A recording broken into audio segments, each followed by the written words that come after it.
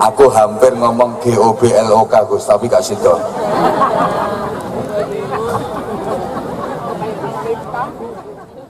Sendiri karena ikut-ikutan perilaku makhluk yang derajatnya lebih rendah, yakni binatang yang hanya menjalankan proses reproduksi, tidak mau mempersiapkan proses regenerasi.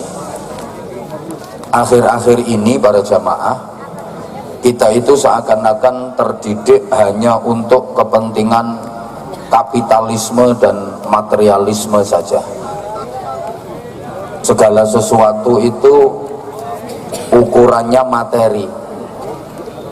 Segala sesuatu diukur dari harta kekayaan duniawi. Di mana-mana orang dianggap sukses, dianggap berhasil, itu ukurannya bukan keilmuannya, keimanannya, akhlakul karimahnya, ketakwaannya, bukan.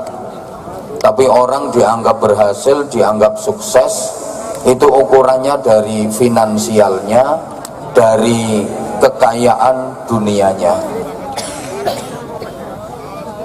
Jadi maaf, orientasinya hanya soal penghidupan, bukan masalah kehidupan. Ini kayaknya kok nggak paham ya diajak ngaji kayak gini.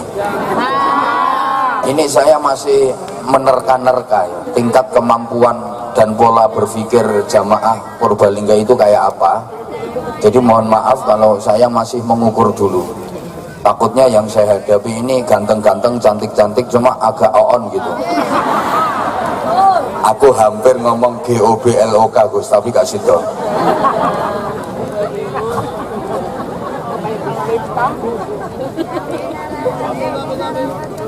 Sehingga dari segi penghidupan rata-rata masyarakat kita sudah baik, tapi dari segi kehidupan kita kalah sama orang-orang dulu. Penghidupan itu cakupannya materi, harta benda, sandang, pangan, kendaraan, anggaran, termasuk maaf departemen perbadokan itu penghidupan. Lah kalau kehidupan itu cakupannya rohani, moralitas, karakter, akhlak, kemanfaatan, ketentraman, keberkahan. Orang-orang sekarang dari segi penghidupan rata-rata sudah baik, tapi dalam hal kehidupan kita kalah sama orang-orang dulu. Akhlakul karimah kita kalah sama orang-orang dulu. Keberkahan hidup kita kalah dengan orang-orang dulu. Ketentraman dan kemanfaatan kalah sama orang-orang dulu. Kalau penghidupan menang. Orang-orang sekarang dari segi materi, finansial, kekayaan, harta benda udah jauh lebih baik daripada orang-orang dulu. Wong biyen niku nuwun pangapunten tesih melarat-melarat. Sekarang cari orang miskin susah, nyari orang yang benar-benar miskin sekarang susah. Buktinya di Purbalingga ini kalau ada bantuan raskin dari pemerintah banyak yang nggak doyan, tapi berasnya diterima, dijual, ditukoke beras yang apik. Iki wonge teko, wonge kudu ngeireng.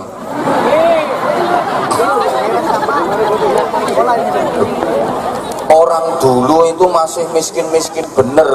Maaf ya, orang dulu makan nasi putih sama daging itu kalau nggak lagi selamatan, lagi hajatan, lagi momen-momen penting nggak keturutan. Kalau orang sekarang mau makan menu kayak apa aja keturutan. Gini bang, dulu makan kok lauknya dadar, telur goreng, itu nunggu ada ndok kopior. Jadi kalau nggak ada telur kopior itu ya makan dadar. Dan sekarang sak bledose wetengmu kepingin mangan menu model opo wae kelakon.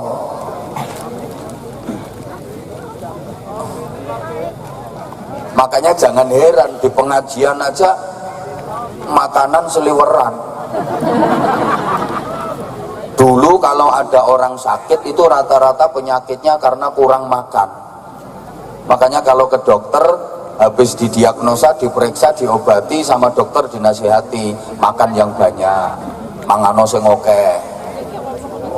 Panganan kuwi obat, panganan kuwi tombo, dipangani akeh waras. Penyakitnya pancen mergo kaliren. Sekarang kalau ada orang sakit itu rata-rata penyakitnya karena kebanyakan makanya kalau ke dokter periksa sama dokter mesti diomongi sembarang-barang mbok empoki kabeh, jangan makan ini, jangan makan ini, kamu nggak boleh makan kacang kangkung karena kamu ini kolesterol, nggak boleh makan udang karena asam aurat, misalnya kayak gitu. Jadi penyakitnya orang sekarang itu penyakit kebanyakan makan enak gitu. Terus pakaian, orang dulu pakaiannya jelek-jelek, tambalan, bisa beli baju baru itu setahun sekali, nunggu lebaran. Itu pun anaknya orang kaya. Kalau anaknya orang miskin walaupun lebaran ya nggak bisa beli baju baru, baju lama itu di winter. Masih ingat enggak Bapak Ibu dulu sekolah di SD itu dibelikan sepatu sama orang tua ya cuma sekali, iki diwet-wet nanti tekan kelas 6. Jadi kakinya pendek nang sepatunya panjang, apik kaya Donald bebek, kegeden terus diganjeli gombal ngono kae. Terus sekarang Masya Allah namanya pakaian itu berbagai mode. Tiap minggu ada keluaran terbaru, modis, funky, trendy. Saniki golek uang sing klambine elek kangelan. Rumah, wah orang dulu rumahnya jelek-jelek. Sekarang coba nyari rumah jelek di Purbalingga udah hampir nggak ada. Kalaupun ada rumah yang dianggap jelek, dapat program bedah rumah. Gini apa nggih? Nah, kalau orang dulu Masya Allah rumahnya bolong-bolong. Kalau malam itu angin masuk huwuk, nggak ada kipas angin apalagi AC. Dulu adanya cuma AB, angin berobos itu. Kalau musim penghujan becek semua, kalau musim kemarau berdebu sampai tinggal omah undur-undur. Nah, sekarang nyari undur-undur udah susah. Orang sekarang itu rumahnya wes bagus-bagus semua. Saya yakin kok yang hadir di sini ini rumahnya bagus-bagus semua. Kadang-kadang Bapak Ibu merasa rumahnya jelek, sesungguhnya rumah Bapak Ibu nggak jelek kok, enggak. Hanya saja ada tetangga bangun rumah lebih bagus daripada rumahnya Bapak Ibu. Jadi rumahmu itu cuma salah posisi aja. Kalau pengen kelihatan bagus ya geser, jejer ke omah sing elek engko lah omahmu ketok apik. Api eleke omahi padha karo wajah manusia. Ono ibu-ibu bisa kelihatan cantik, bisa kelihatan jelek, tergantung jejerane sapa. Nah kalau jejerane perempuan cantik ya ketok elek ya Mbak. Lah nek jejere wong wadon sing elek-elek ya ketok ayu. Mulane ibu-ibu kalau pengen kelihatan cantik, aku pesen lungguh sak lungguh sing hati-hati. Nyari rombongan jelek. Jadi maaf ya, kalau dari segi penghidupan, orang sekarang udah baik, tapi kehidupan kita kalah sama orang-orang dulu. Makanya ngapunten di sini pentingnya proses regenerasi, bukan hanya reproduksi. Kalau regenerasi itu melahirkan anak historis, sedangkan reproduksi hanya melahirkan anak biologis. Kok koyo gak paham ngono ya? Sorry, saya pakai bahasa kayak gini. Pertama pertimbangannya Purbalingga ini kan bahasanya ngapak. Kalau saya nanti pakai bahasa Jawa, takutnya Jawa Timur sama Purbalingga beda bahasanya, maka saya pakai bahasa Indonesia. Yang kedua, belakangan ini saya itu sering ngaji di kalangan akademis. Lah malam ini kan kalangan jemburis. Ya iya harus menyesuaikan. Regenerasi itu melahirkan anak historis, anak sejarah, anak zaman yang mampu mengukir prestasi emas dalam kehidupannya. Itu regenerasi. Lah kalau reproduksi itu hanya melahirkan anak biologis, anak hasil dari Departemen Perpetingkeringan. Udah, kita nggak bicara tentang reproduksi, nggak usah dibicarakan, sudah ahli-ahli semua. Ini kita bicara regenerasi. Regenerasi akhir-akhir ini Bapak Ibu terhambat karena kemajuan zaman, karena kecanggihan teknologi. Kita hidup di zaman milenial. Kata anak muda itu kita hidup di zaman digital. Maka manusia sekarang mau nggak mau dituntut harus siap menjadi manusia-manusia siluman. Artinya manusia yang harus hidup di dua dunia. Kalau orang dulu hidupnya hanya di dunia nyata saja, orang sekarang di samping hidup di dunia nyata justru malah lebih banyak hidup di dunia maya. Betul?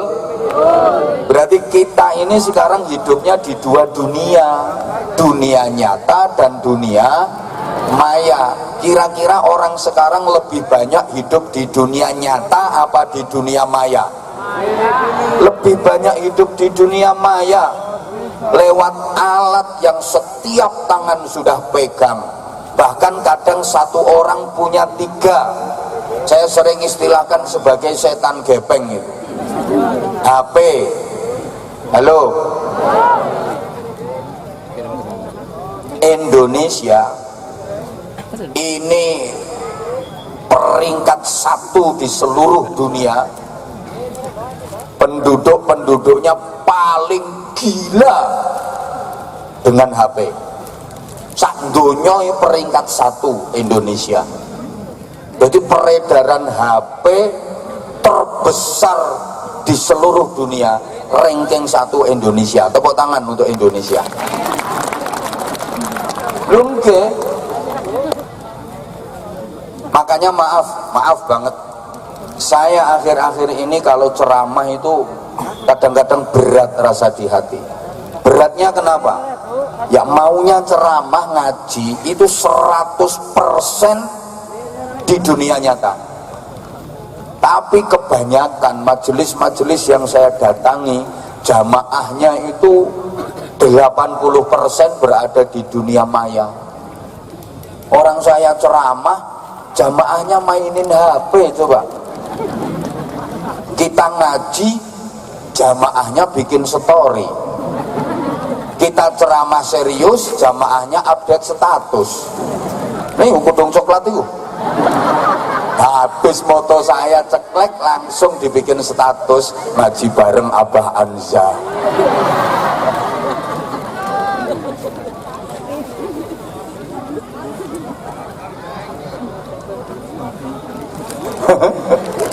Lu sekarang emang gitu kok.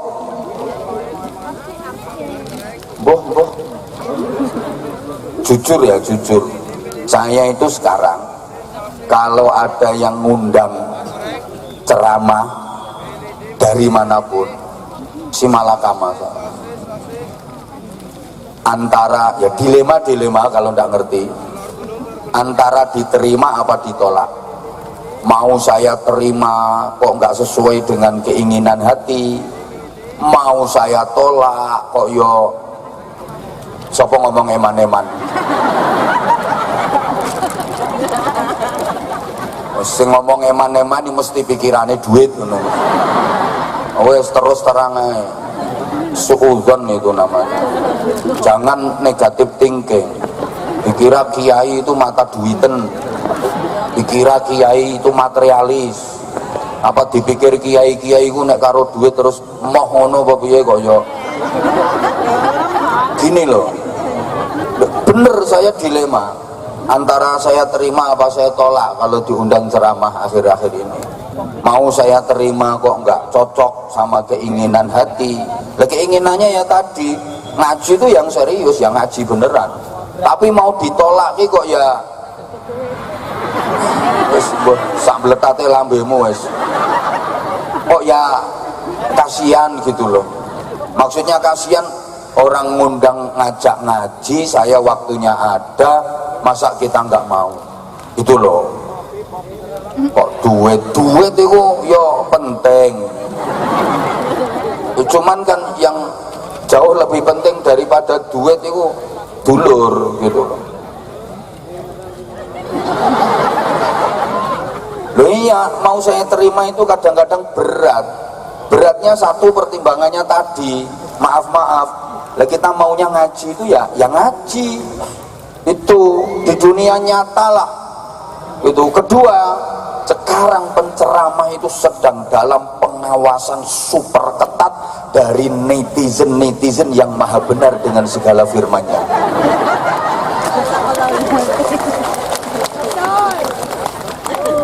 Kepleset dikit lembut. Ceramah misalnya 90 menit, itu yang 80 menit isinya bagus, yang 10 menit jelek. Ini yang digoreng, ini yang 10 menit. Bukan cuma digoreng, diliwet sampai lembut. Yang 80 menit hilang. Gitu loh. Nah, padahal siapa sih yang nggak ada jeleknya? Setiap orang baik pasti ada kejelekannya. Setiap orang jelek pasti ada kebaikannya. Setiap orang baik pasti punya masa lalu yang itu ada buruknya, dan setiap orang buruk ada harapan untuk memiliki masa depan yang baik. Rawahu Abah Anza. Ngono ku gawean status kok galau tingkat dewa. Opo ngono? Loh, setiap orang baik pasti punya masa lalu yang ada buruknya. Ketua PCNU yang sekarang baik, kalau nggak baik nggak mungkin jadi ketua PCNU. Tapi beliau pasti punya masa lalu yang ada buruknya. Dulu waktu di pondok, ke warung itu ambil pisang goreng 5 bayar 2.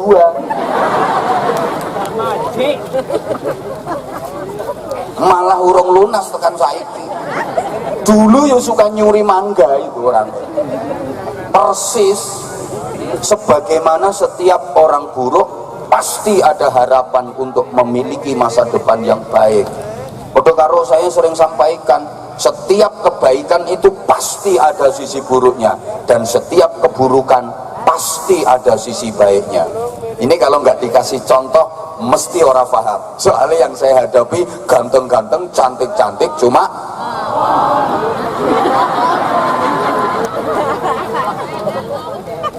yuk dikasih contoh hai.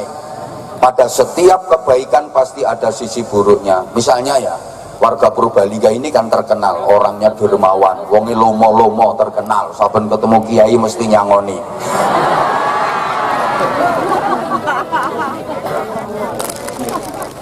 Misalnya ibu ada pengemis ke rumah ibu kasih uang 100.000, pancen ibu terkenal lomo.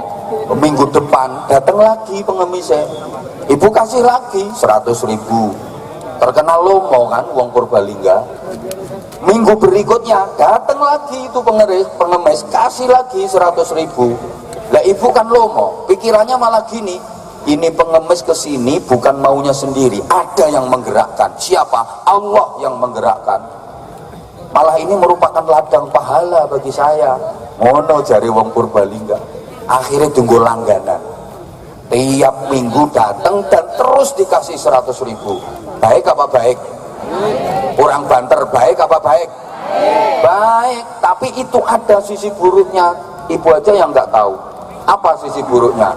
Bukankah Nabi menyatakan la yazalur rajulu yas'alun nas, kalau ada orang yang suka meminta-minta pada manusia, garis miring ngemis-ngemis, hatta ya'tiya yaumal qiyamah wa laisa fi wajhihi mus'atul lahmin. Orang itu besok pada hari kiamat akan datang dengan keadaan di wajahnya sama sekali nggak ada dagingnya, alias jadi tengkorak, yang itu sebagai simbol bahwa dia penduduk neraka, dia ahli neraka. Kenapa kok sampai jadi tengkorak? Karena suka ngemis. Kenapa suka ngemis? Karena sampean paringi terus. Berarti ibu punya jasa, ibu ikut berkontribusi membantu orang itu jadi tengkorak. Ayo api apa elek? Elek. Mulane lek ana pengemis aja kei. Seneng iki sing pelit-pelit iki, seneng iki sing cetil-cetil. Mah aku mau bantu dirimu dadi tengkorak. Ngono lho Bu. Contoh lagi, habis pengajian ini kan tadi hujan, terus ada jamaah yang demam, panas menggigil, ketemu sama ketua PCNO Gus Ulil. Gus Ulil kan, kenapa Bu? Kenapa Bu? Panas Gus, panas Gus. Habis pengajian semalam lo panas, soalnya penceramai ngoceh wae ora rampung-rampung. Panas. Dibelikan paracetamol sama Gus Ulil. Ini Bu diminum. Habis minum paracetamol langsung sembuh, alhamdulillah. Ayo jawab yang banter. Ngono ku Gus Ulil sae napa sae? Tuh, kurang banter, maringi wong loro sakit diparingi obat sembuh, panas diparingi obat sembuh. Gus Ulil sae napa sae? Awon napa sae? Sae napa awon? Sae napa sae? Alhamdulillah, monggo dibidalaken ten kuburan. Yo kan mantun disaksekne. Monggo dibidalaken ten makbarah sareng-sareng la ilaha illallah.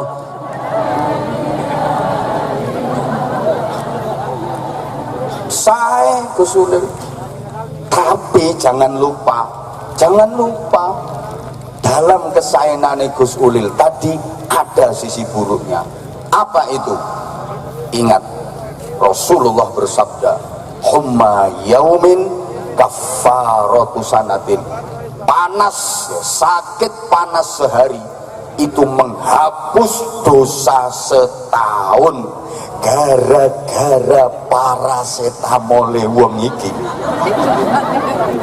Orang tadi dosanya setahun gak jadi dihapus sama Allah.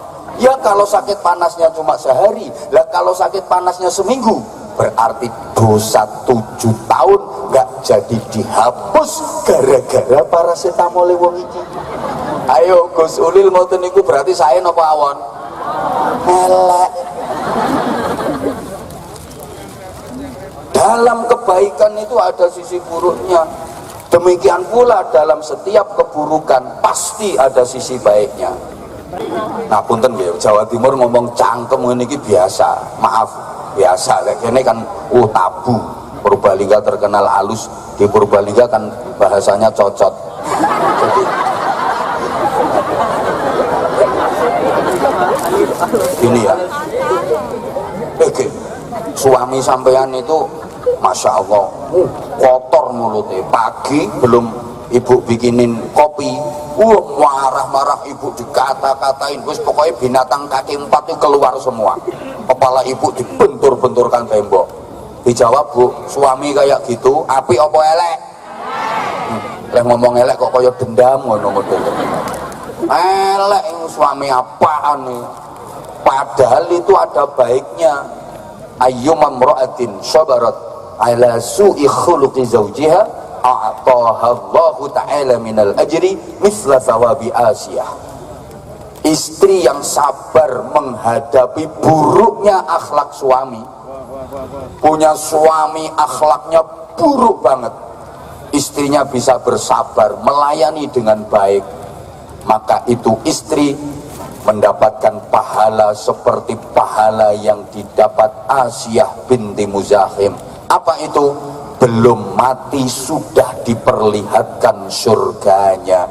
Ono wong lanang bantu ngetokke swargamu, Bu. Kuwi wong lanang elek apa apik? Apik. Makanya suami jelek itu, Bu, mempercepat istri masuk surga. Berbahagialah ibu-ibu sing duwe bojo elek, gampang mlebu swarga. Makanya tolong kalau suaminya udah jelek, akhlaknya jelek pula, tolong dirawat yang baik. Yo dibalsem, yo diblonyoi minyak kayu putih, tetap disayang. Kalau tidur perhatikan dengan seksama. Nek perlu disenter nganggo HP. Alhamdulillah ya Allah, nyongi kok duwe ingon-ingon kaya ngene. Ngono.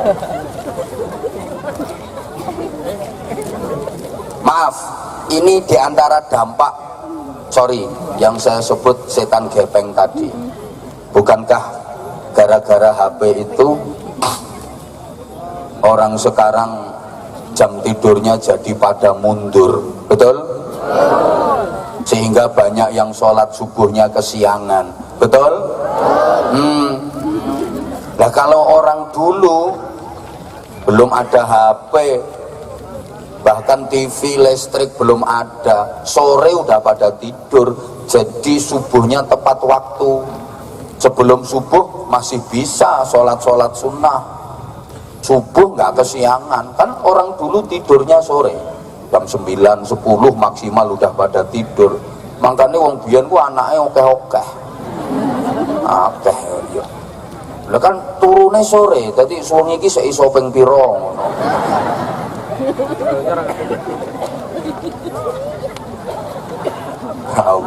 Nah sekarang itu wis utak-utek HP sampai dini hari, sehingga banyak yang subuhnya kesiangan, jam 7:30 baru bangun. Usolli fardhu subhi raka'ataini mustaqbilal qiblati qarinan lillahi ta'ala. Gara-gara itu pula orang sekarang jadi males baca Quran, betul? Wis to, jujur lah jawab, kapan gak jujur pindah aku. Orang ini panitia dari Purwokerto aja udah jemput dari sebelum maghrib. Di makhluk ya mau. Oh ini loh makhluk ya. Halo. Coba ibu maaf. Lebih banyak mana pegang Quran sama pegang HP? Lebih banyak mana ngelihat tulisan Quran sama ngelihat HP? Lebih banyak mana baca Al-Quran sama mentelengi HP? Ya udah, besok di akhirat minta syafaatnya Samsung, minta syafaatnya Oppo itu. Ya Allah. Nah ini keberkahan jadi berkurang. Kadang-kadang ditanya, banyak mana pegang Quran sama pegang HP? Banyak pegang HP. Kan di HP juga ada Quran, bisa disetting, ada aplikasi Qurannya, tinggal buka. Ya nggak salah. Tapi seberapa sering itu aplikasi Quran di HP-mu kamu buka? Pertanyaannya kan itu. Kalaupun baca Al-Quran via HP, maaf, itu mengurangi nilai barokah. Orang dulu kalau mau baca Quran, wudhu dulu. Lu kan nggak boleh pegang mushaf Quran kecuali suci dari hadas. La yamassuhu illal mutahharun. Jadi orang dulu kalau mau baca Quran wudhu, lah wudhu itu barokah, wudhu itu ibadah, wudhu itu pahalanya besar, wudhu itu terjaga dari maksiat, wudhu itu terhindar dari setan, dijaga malaikat. Udah dapat pahala. Pakaiannya rapi kalau mau baca Quran orang dulu, nutup aurat, kemudian menyekel, mendemek mushaf Quran, itu udah dapat pahala. Dibuka, mendelok, menjenggilengin dan mementelengi tulisannya Quran itu dapat pahala. Membacanya dapat pahala, kesulitannya dalam membaca dapat pahala, penuh dengan berkah. Sekarang kan ngentengke wong saiki. Karena di HP ada aplikasi Quran, jadi mau baca Quran gak usah pegang mushaf, gak usah wudhu. Kadang pakaiannya sekenanya, kadang sikapnya juga sekenanya, sambil metingkring, sambil tidur-tiduran. Itu buka HP, tulisannya ayat Quran sambil ngentut, tutet, produt. Lah kok tutet, produt? Lah memang suara entut itu kan tergantung ukuran bokong. Lah kalau bokongnya tipis kecil ya tit, bokongnya sedengan ya tet, bokong gede ya tuwot, apalagi gede kuandel kan.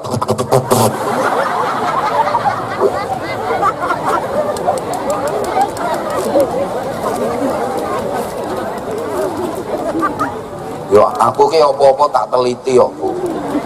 Gara-gara itu pula maaf sekarang banyak anak yang tidak berbakti kepada orang tua, banyak anak yang berani sama orang tua. Maaf anak-anak panjenengan rata-rata semuanya walaupun masih kecil-kecil sudah pegang HP, betul? Banyak sekarang anak-anaknya itu maaf lebih memperhatikan ibunya apa HP-nya? Lebih nurut sama bapaknya apa HP-nya? Lebih sering pegang kitabnya apa HP-nya? Lebih sering mempelajari buku pelajaran sekolahnya apa HP-nya? Syukur. Kenapa seperti itu? Ya soalnya ibune yang ngono. Ibu-ibu zaman dulu itu kalau habis maghrib ngaji, baca Quran, belum ada listrik, masih pakai sentir, gedulumuan, kacamotone kuandel kae. Lah sekarang ibu-ibu kalau habis maghrib baca Quran apa tiktokan? Tiktokan. Api-api. Ya itu. Duh. Sekarang maaf, kadang-kadang ada nenek atau kakek kangen sama cucunya, akhirnya nenek kakek itu ke rumah cucunya, bukan putunya yang sowan simbah, malah simbahnya yang sowan putu saiki. Lah kalau mbahnya datang kira-kira putune iki jagongi mbahe apa jagongi HP-ne? Halo? Ini diperhatikan apa enggak tuh aku ngomong ini? Allahumma sholli ala Muhammad. Ibu maaf ya, gara-gara itu pula sekarang dunia jadi terbalik. Banyak orang tua yang berbakti kepada anak. Sekarang gitu. Harusnya kan anak yang berbakti kepada orang tua, tapi sekarang malah orang tua yang berbakti kepada anak. Dulu orang tua itu kendel merintah anak, sekarang malah anak yang kendel merintah wong tuane. Gini apa nggih? Sekarang gitu. Banyak orang tua yang malah berbakti kepada anak. Kalau anak dulu itu berbakti sama orang tua, anak dulu itu manut-manut sama orang tua, urusan apapun manut sama orang tua, sampai baju pakaian apapun ya manut sama orang tua, dibeliin sama orang tua, sekolah manut pilihannya orang tua, ngaji mondok kemana manut pilihannya orang tua, sampai nikah itu manut pilihannya orang tua. Anak-anak dulu, betul? Iya, kadang jadi manten lungguhe singkur-singkuran kok. Enggak, nggak kenal loh, itu pilihannya orang tua kok. Mantenan singkur-singkuran, tapi yo tiap tahun procot lemana.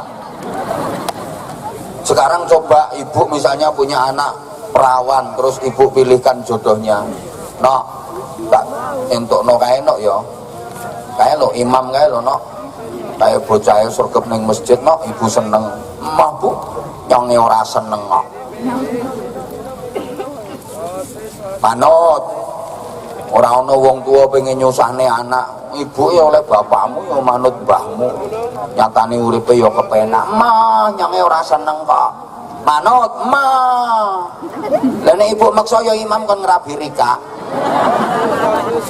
Ini anak sekarang seperti itu. Mandal. Nah, karenanya para Purbalingga belum dengar ya, sekarang hitungannya per menit. Ini oke, saya hanya ingin sampaikan rumusan sederhana terkait pendidikan anak. Karena bicara TPQ Al-Quran, ini pendidikan dasar. Nanti kita kaitkan kalau waktunya mencukupi, kalau nggak mencukupi ya kapan-kapan ngundang lagi lah. Jangan sampai anak itu nggak bisa baca Al-Quran, Bu. Jangan sampai anak nggak bisa baca Al-Quran. Ini sekarang yang lagi memprihatinkan pula, anak sekarang itu belajar Al-Quran cepat bisa dibanding anak dulu. Cepat bisa anak sekarang, karena sekarang banyak metode-metode praktis, metode cepat cara belajar Al-Quran. Betul? Betul? Kalau dulu, Masya Allah, dulu itu semua rata-rata pakai Qaidah Baghdadiyah. Kalau di daerah saya namanya turutan. Di sini apa? Sami ya. Dulu kan gitu. Ngaji Quran itu pakai Qaidah Baghdadiyah, pakai turutan. Mulai menghafal huruf hijaiyah.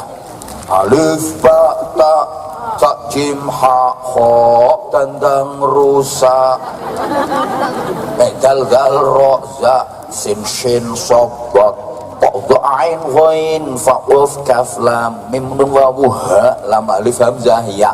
Dulu terus naik pelajarannya alif fathah, alif kasroh, iya, alif dhamma, ba fathah, ba kasroh, bi, ba dhamma, bu, kaf fathah, ka, kaf kasroh, ki, kaf dhamma, ku, mim fathah, ma, ta fathah, ta, mim dhamma, mu. Nembe iki nyonge di mata-matake jamaah. Alif ya sukun fathah ai, lam fa sukun fathah love ya dhamma you. I love you too.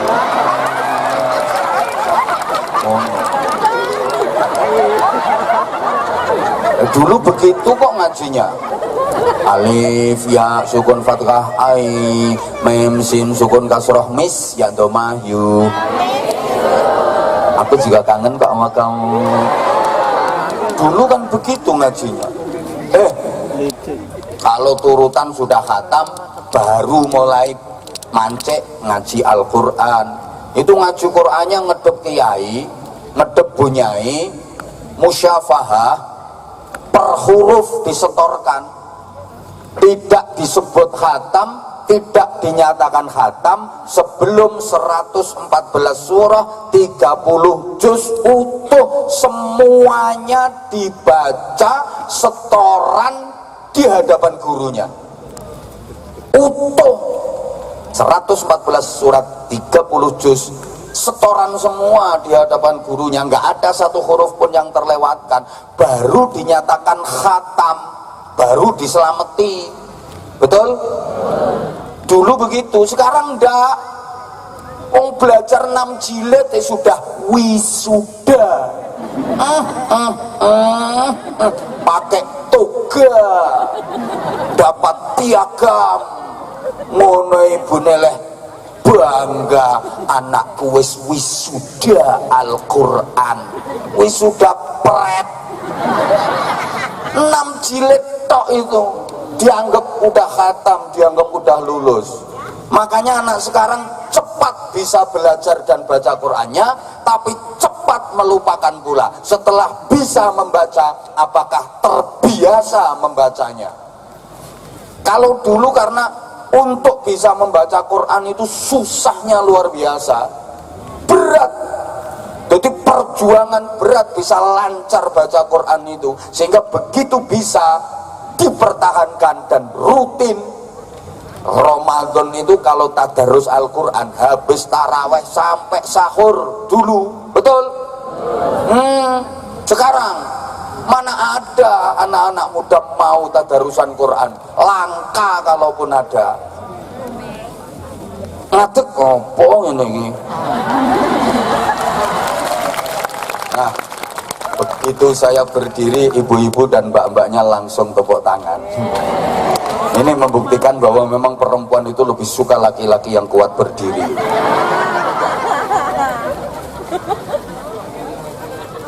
Wis mbok. Lah ini maaf, terus anak dulu setelah khatam ngaji Al-Quran 30 juz lanjut belajar plus tajwidnya itu udah dihafalin tajwidnya itu, mulai Syifaul Jinan, Tuhfatul Atfal, munggah terus. Habis itu ngaji kitab lanjut sampai rabi masih ngaji kalau anak dulu, betul? Sekarang habis wisuda TPQ Arina Manasikana 6 jilid tok udah nggak mau ngaji sekarang. Usia SMP, usia MTS, anak-anak sekarang udah banyak yang nggak mau ngaji. Pokoknya SD, MI masih mau ngaji, tapi kalau udah SMP, MTS mulai udah nggak mau ngaji, betul? Makanya saran saya, solusi terbaik pendidikan anak akhir-akhir ini adalah pondok pesantren. Sekolah ya, sekolah di pondok pesantren. Ngono, sekolah ning pondok, ojo mondok ning sekolahan. Coba sekolah ning pondok karo mondok ning sekolahan sama apa beda? Beda. Iki ilmu balaghah niki. Padha karo lho. Gede ndase ambek ndase gede. Sama apa beda? Beda. Kalau gede ndase itu orang sombong, besar kepala itu orang sombong. Lah nek ndase gede emang kepalanya besar. Jadi ukurannya ndas wi gede. Mbuh. Modele ora patek ngaji kok. Sekolah neng pondok sama pondok neng sekolahan itu beda. Kalau sekolah neng pondok ya sekolah, tapi sekolahnya di lingkup pondok pesantren, sehingga anak-anak bukan hanya sekolah formal.